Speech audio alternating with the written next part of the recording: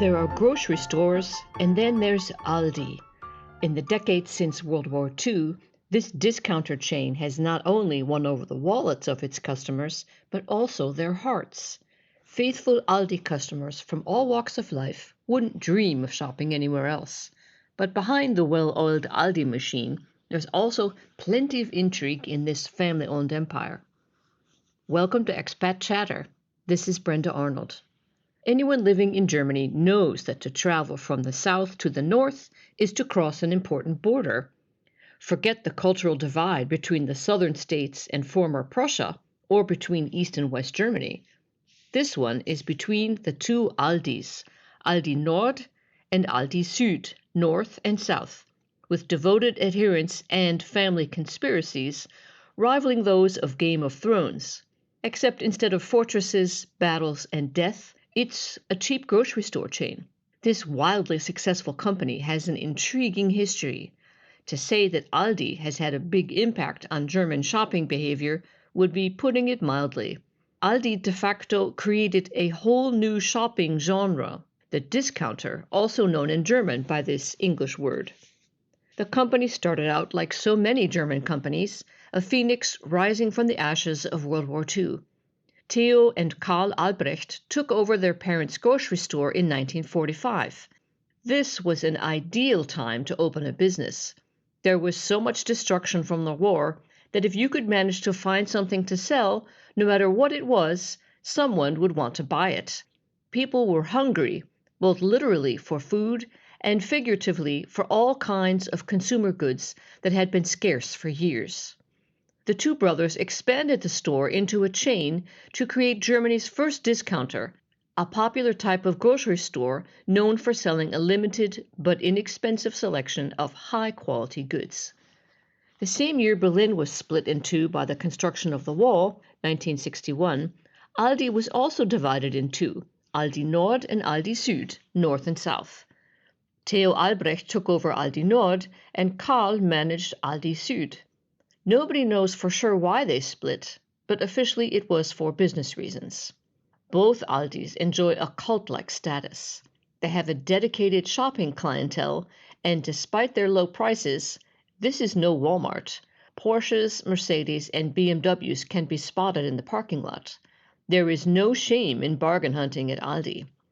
Aldi's biggest competitor, Lidl, was founded in 1973 and also follows the discounter format by selling high-quality, low-cost, popular food items. These two grocery store chains have so much market clout that after they recently began selling organic produce, they drove larger, pricier organic supermarkets out of business. Lidl enjoys a following of its own, although not as cult-like as Aldi's. They're like Irish Catholics versus American Methodists.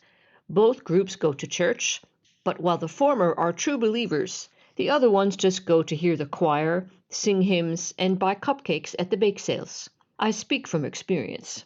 If Lidl and Aldi fans discover the other's identity at a party or over lunch at work, they will immediately begin expounding on the virtues of their favorite store chain, poo-pooing the other. An Aldi shopper would never go to Lidl, nor would a Lidl lover ever shop at Aldi. Discounters have weekly seasonal specials that are carefully crafted to create a feeling of scarcity to attract customers. I am just as vulnerable to these specials as the next person. When my daughters were learning to ski, I found myself standing in line at the local Aldi at 7:45 a.m., 15 minutes before opening time, to buy ski gloves for 12 euros. After buying 2 pairs, on second thought, I went back again the next day to stock up, since my kids always seemed to be losing their gloves. While sorting out old clothes after they left for college, I discovered an entire glove ecosystem in a drawer, complete with mismatched pairs, single gloves, and even a mutant outlier pair of white mittens that nobody had ever worn. They couldn't even be used for skiing and had no business being there in the first place. I recalled buying them because, well, they were cheap. They might have come in handy. I donated them to charity along with all the others. Like the stores, the Aldi families themselves are also divided, but unlike the split between Aldi Nord and Aldi Süd, There is no mystery to the root of the family feud. Money. Lots of it. Strife erupted even though the company founders foresaw its likelihood and took great pains to avoid it. The two Albrecht brothers tried to stave off family feuding by transferring their fortune to the Marcus, Lucas, and Jacobus foundations. But to no avail. Berthold Albrecht, one of the two sons of Theo Albrecht, had 5 children. In his will, he stipulated that 250,000 euros be paid out to his heirs when they turned 32, but a loophole foresaw payments for basic financial security. Just 1 year after his death in 2012, his son Nikolai, his daughters, and his widow drew payments of 25 million euros from the Jacobus Foundation. The Aldi Nord half of the family was not amused. Theo Albrecht Jr. accused Berthold's heirs of betraying the company's legacy and the family's values. The plot thickened further still when Nikolai was injured in an accident, whereupon his sisters and mother had him declared legally incompetent and admitted to a psychiatric hospital in 2019. Or perhaps Nikolai's sisters and mother were simply exacting revenge, since he had previously accused them of breach of trust. He claimed that they illegally siphoned off millions of euros from the Jacobus Foundation. Family companies usually try to keep the money in the family.